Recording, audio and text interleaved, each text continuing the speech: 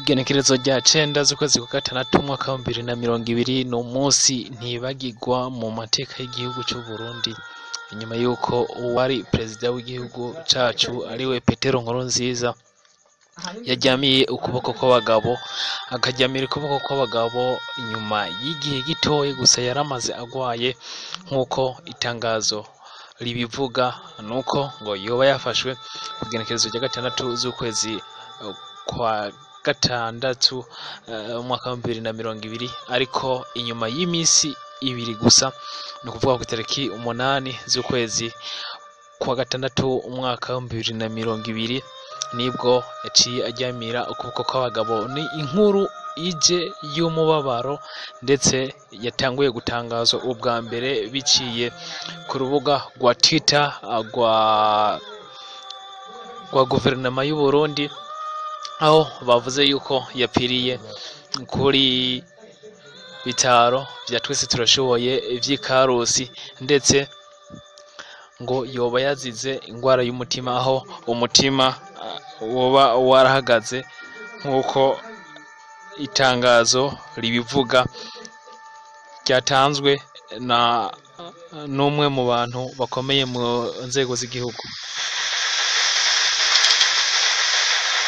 Burundi iramenyesheje n'umubabaro mwinshi Abarundi n'amakungu inkuru y'incamugongo y'urupfu rwa nyen'icubahiro Petero Nkurunziza, umukuru w'igihugu cy'u Burundi, rwaraye rubaye kuri uyu wa mbere igenekerezo rya 8 ruheshi umwaka wa 2020 mu bitaro natwe turashoboye vy'ikarusi. Hari kuwa gatandatu mw'ijoro rishira ku munsi w'Imana igenekerezo rya 7 ruheshi umwaka wa 2020, aho nyen'icubahiro umukuru w'igihugu yumva ko amagara yiwe atameze neza acaja mu bitaro ikarusi kwivuza. Twokwibutsa ko ku munsi wa gatandatu igenekerezo rya 6 ruheshi umwaka wa 2020 nyen'icubahiro umukuru w'igihugu yari yamye kurorera ihiganwa ry'umupira w'amaboko Ingozi. Amaze gushika mu bitaro ikarusi, abaganga baramwakiriye baramuvura, ijoro rica ameze neza aganira n'abari hafi yiwe.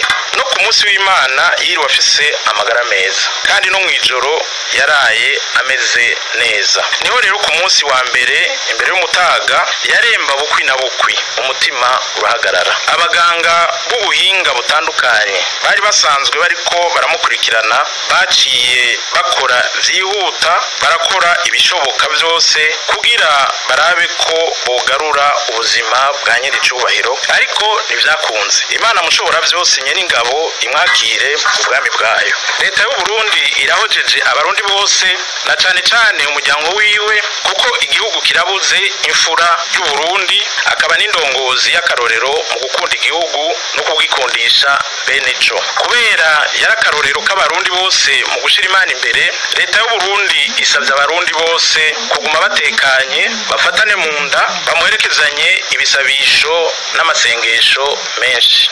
Leta y'u Burundi iramenyesheje yuko mu Burundi bwose kuva uno munsi hatangwa ikigandaro c'imisi indwi, aho amabendera y'igihugu azoduzwa gushika hagati. Ku bari mu Burundi n'abaserukira ibihugu vyabo bavyipfuza, igitabo c'iteka co kumusezera kirategekanijwe ku biro vya nyen'icubahiro umukuru w'igihugu vyitiriwe Ntare Rushatsi. Ku Barundi bari mu mahanga n'abanyamahanga bavyipfuza, ico gitabo bagisanga mu buserukizi bw'u Burundi. Ibizokurikira muzobimenyeshwa hanyuma. Ni inkuru y'umubabaro ndetse iteye agahinda cyane, mu gihe amatora yatunganijwe hanyuma akaba noneho agaca asezera ajyamira ukuboko kw'abagabo adatanze ngo abisikanye n'uyundi yari yatowe n'abanyagihugu. Kandi n'inkuru y'akababaro mu gihe uno mukuru w'igihugu cyacu cy'u Burundi asezeye isi, ariko kandi n'umudamu wiwe bivugwa yuko ari mu gihugu ca Kenya, aho nawe afise iyindi ngwara nubwo itaratangazwa muri leta. Ni inkuru kandi y'umubabaro ku banyamugambwe bose ndetse n'Abarundi bose, mu gihe kuva Burundi bwakabaho tutanguye independence turose ntayo kwikukira gushika kuno munsi atamu perezida atowe n'abanyagihugu nkuko bica bivyerekana, arasubirirwa n'uyundi yatowe n'abanyagihugu biciye mu matora aho bonyene bahanahana hakabaho mise reprise.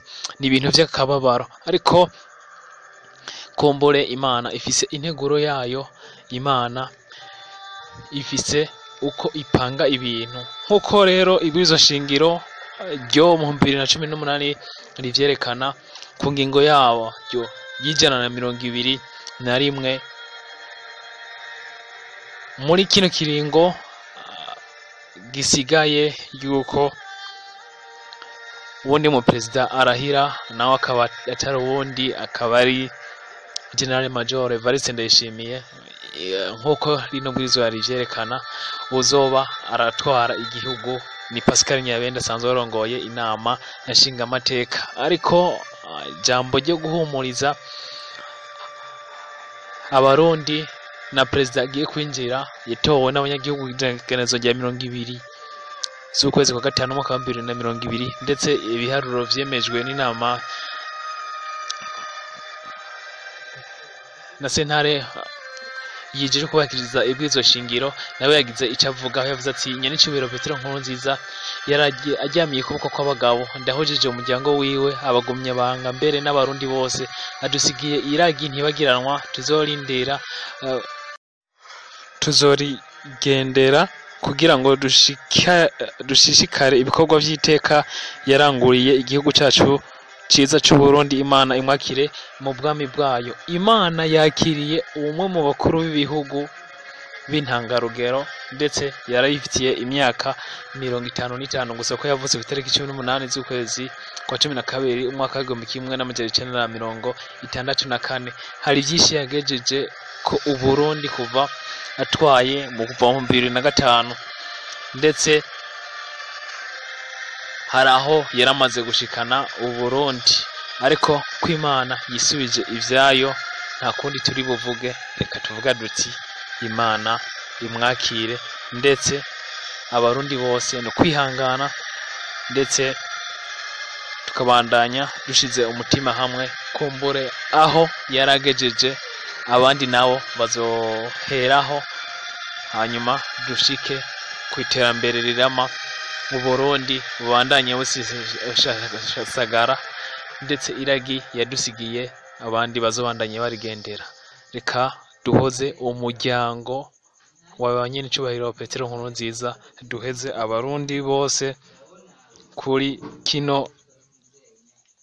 kintu twavuga ko kitari ciza cabaye, aho umukuru w'igihugu yasezeye ubuzima, ndetse natwe twese tukaba tutabinezerewe. Mugire ibihe vyiza, mwandanye mwihangana.